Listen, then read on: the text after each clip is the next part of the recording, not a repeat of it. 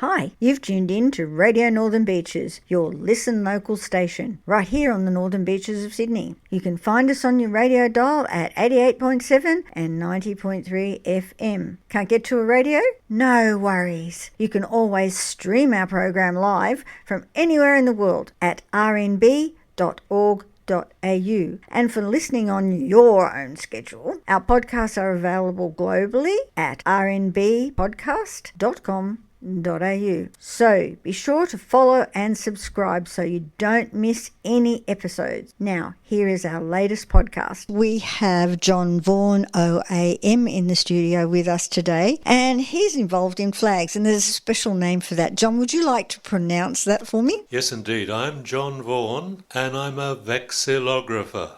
And just explain to us quickly what a vexillographer is. Well, it's a word that I actually used to describe my former profession, which was a business, Australiana Flags, which is still going, but someone else is running it. And what I did in that period of my life, which was really almost 40 years, was to make and design flags. And I studied the history of flags and everything else, and I particularly was keen on good design. You know, no clashing colours. Always mix a colour with a metal. A metal is either yellow or white. So you never have contrasting colours like, say, a black and a red together or something like that, or a green and a blue together. Ooh. Green and blue should never be seen except with white in between. Isn't that the old saying? Yes, that's so true.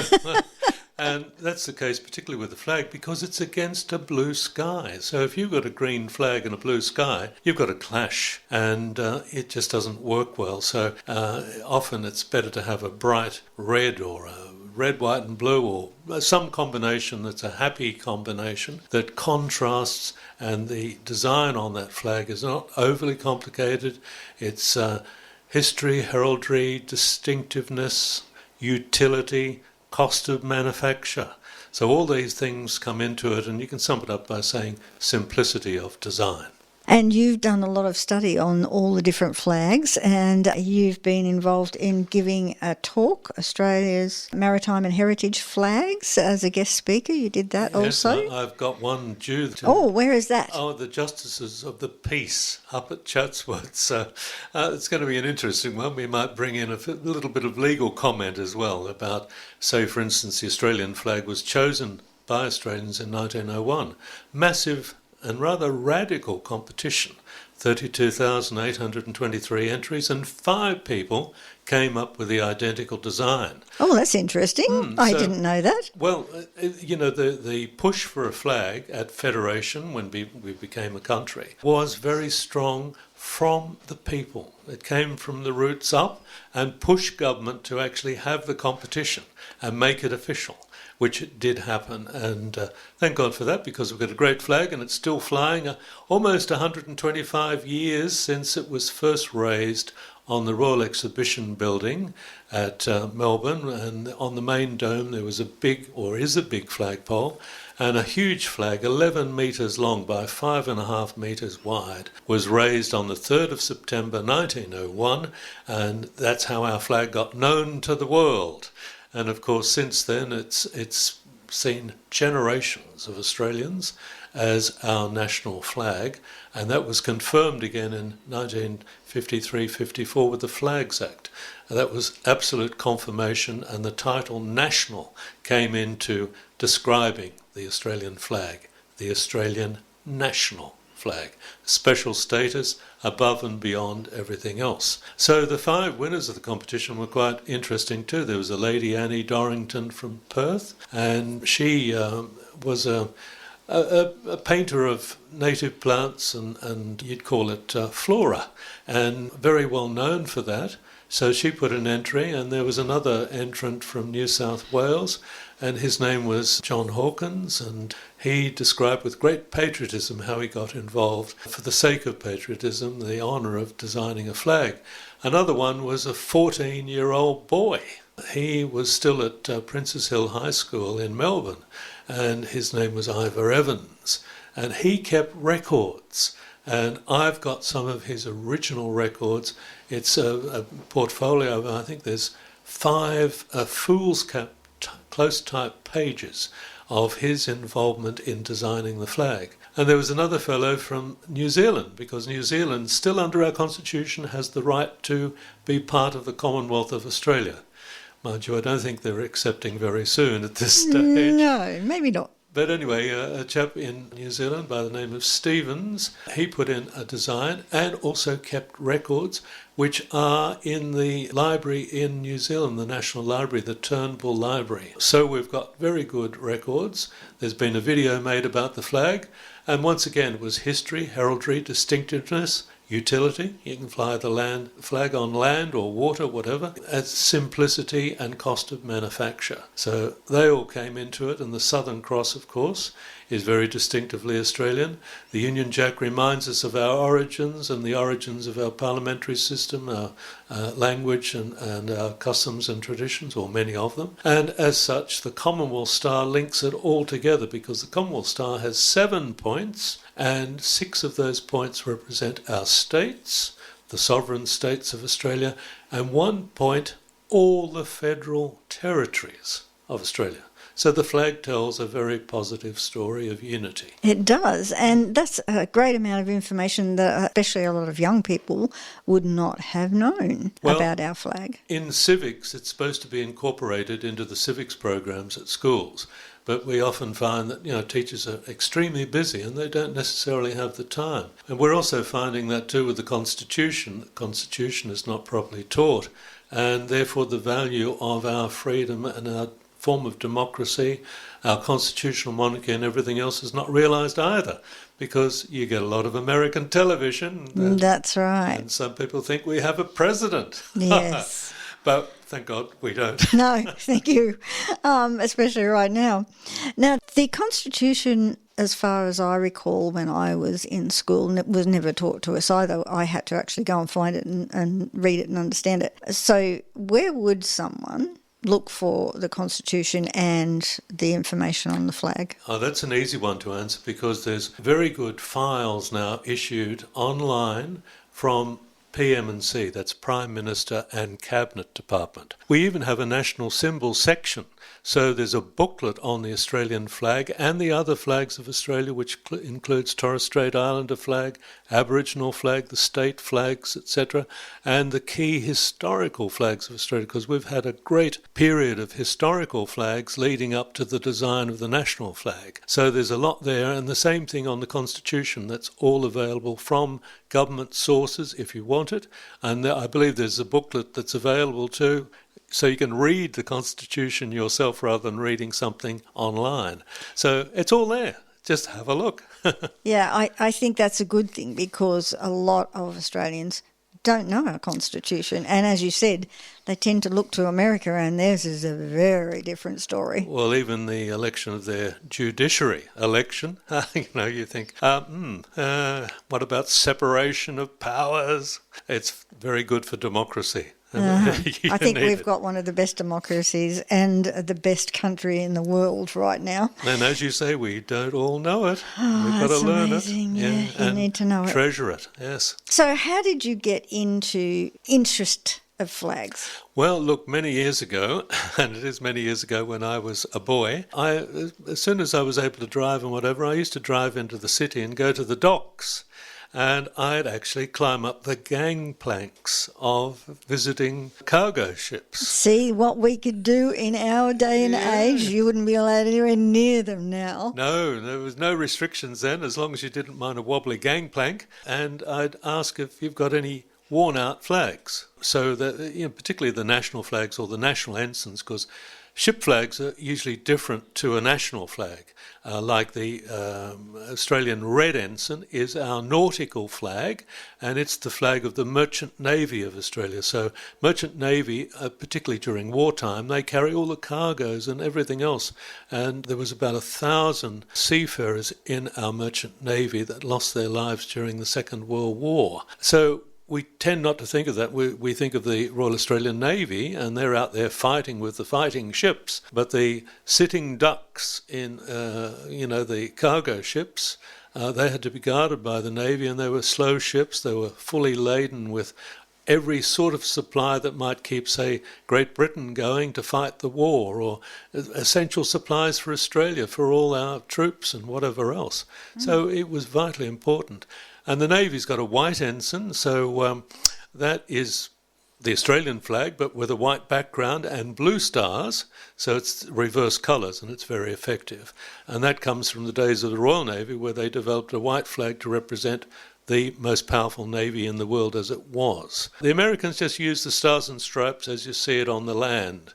They don't have a naval flag as such. Very unimaginative. Well, that's true, but they do have a nautical flag that instead of 50 stars in the top canton, that's where the Union Jack used to be, because the first American flag had the Union Jack in it. And it was only when the split was complete with the mother country that the Jack went, and stars, 13 initially, building up to 50 stars, 50 states. No 51st Canada, it's not happening.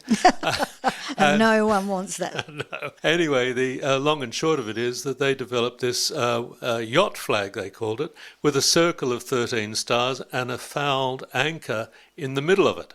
And that was never legal, but it was used to dodge customs, because if that flag was up, the New York Yacht Club had the right to sail on through. Oh. They didn't have to be checked. So there you go. that little bit of their heritage has lingered on, and you still see this yacht flag now widely used in the United States for boats and yachts and cruises and whatever.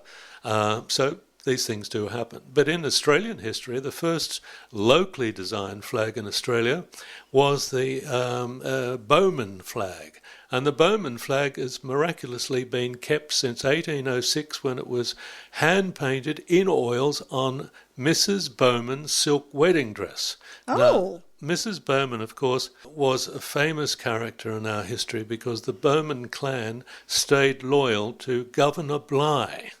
When the New South Wales Corps took over and came to power, these people were loyal to Bligh, so they were rewarded when Macquarie came as governor. But in the meantime, in 1805, there was the Battle of Trafalgar.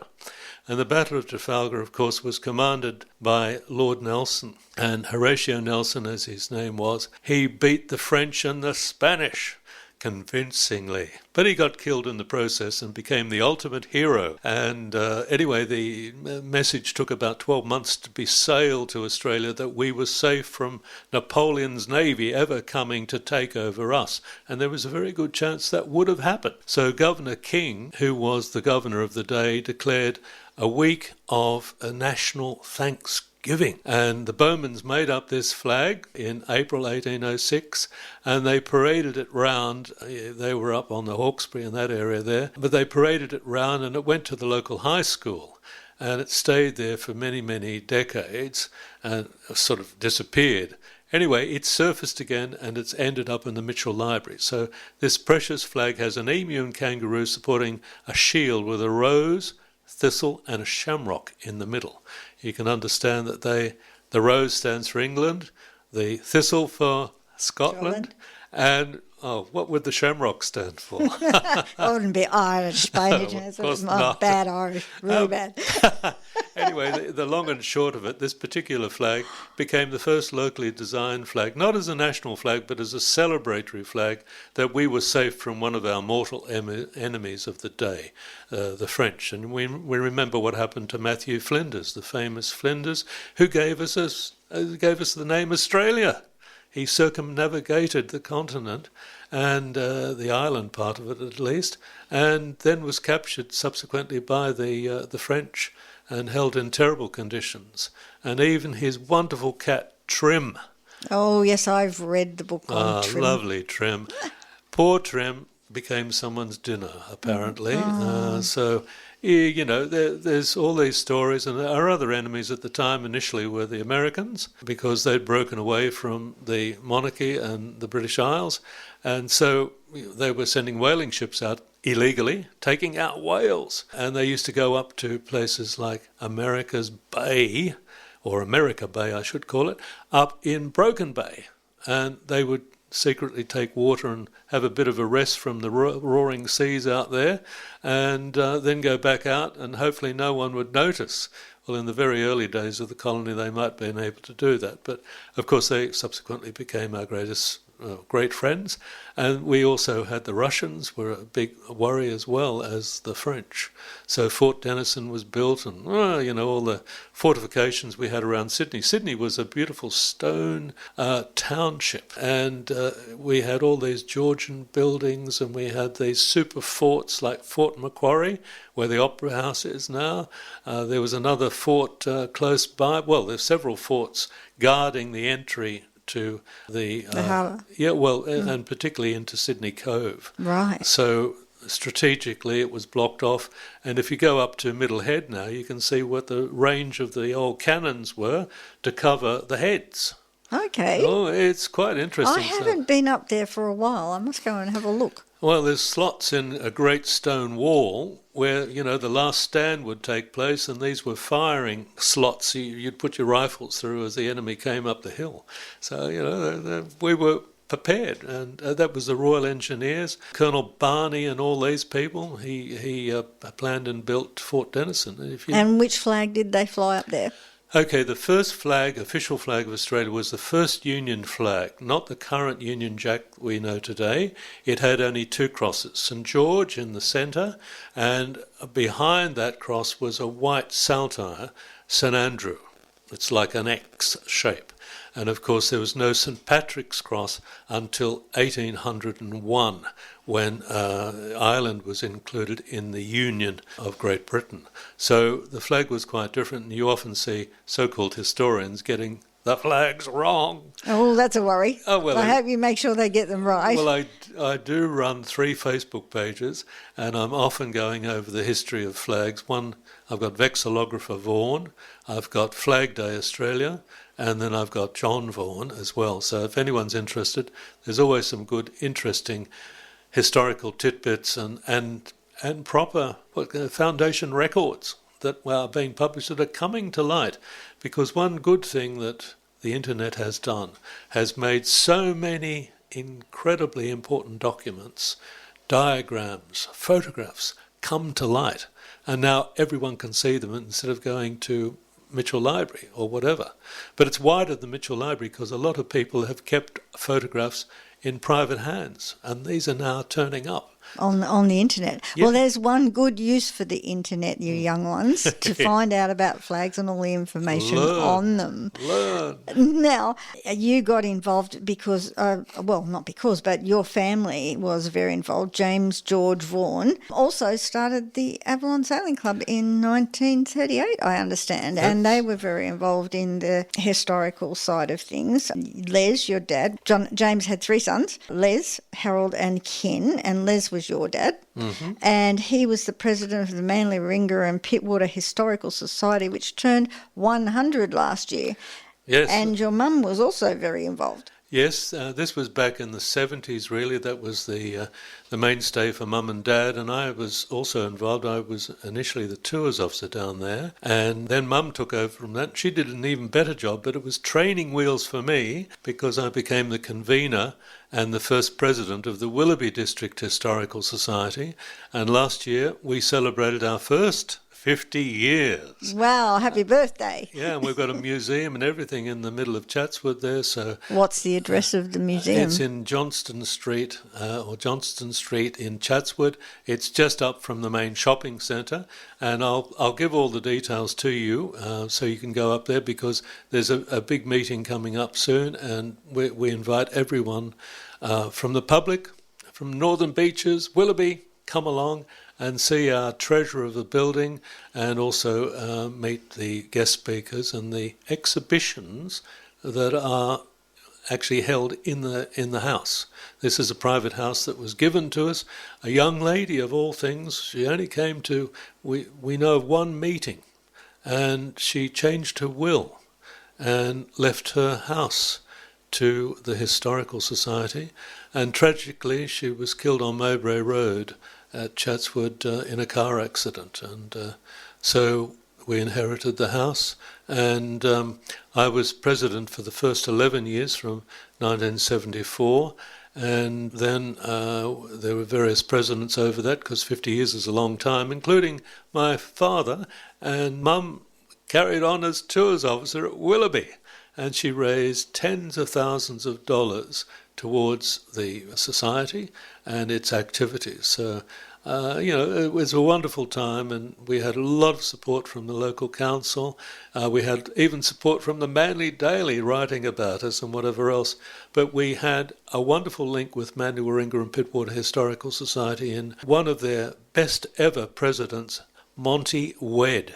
Now, some of the listeners will remember Monty. He had a house which was a museum in Narraweena, and in fact the museum took over the house, and he and Dorothy eventually moved up to up the coast and established the Monarch Military Museum, which is still functioning. Monty and Dorothy have now gone, but it is probably some of the rarest collections of uniforms and the like.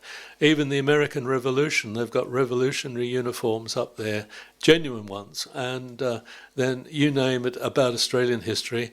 He was a cartoonist of great note, so he wrote the history of Australia in cartoons. Oh, that would be very interesting to read. It was, and he was a fantastic illustrator. He did have one little, unique quality. Every now and then you'd see Monty's face appear as one of the characters in his cartoons. He also did a lot with stamps, so he did the history of Australian stamps with cartoon illustrations and whatever else too. And he was dollar bill. When we changed to decimal currency, he actually did the character. Dollar, yes, yeah. That was really thrown around. I remember when we changed from dollars from our currency to dollars and cents when I was in 6th class, I think. I'm not quite sure. Well, it's been a while. I'm trying to remember, but I think it was 6th class. Yeah, well, I had to learn pounds, shillings and pence, of course, because I was still at school when pounds, shillings and pence were in. So, I knew how that there was 12 pence to a shilling. And yeah, well, we had all. That's what I'm saying. We were in the other currency, and then all of a sudden we had to learn this new currency, and inches and meters, and it was very confusing in that time. By going for $1, 10 shillings, the 10 cents was really 12 pence, 1 shilling. Whereas when Britain changed over, because the pound was so well associated with Great Britain, and they changed over, I think, 72 from memory, they went for the 20 shillings as the unit. So that meant that all the coins had to change their denomination dramatically. They had to complicate things. Well, that's true indeed. But the halfpennies went up. All right. And the farthings. Yeah, good heavens to Betsy. All right, well, we're getting towards the end of our interview now. There is so much more that we can talk to you about. It's incredible.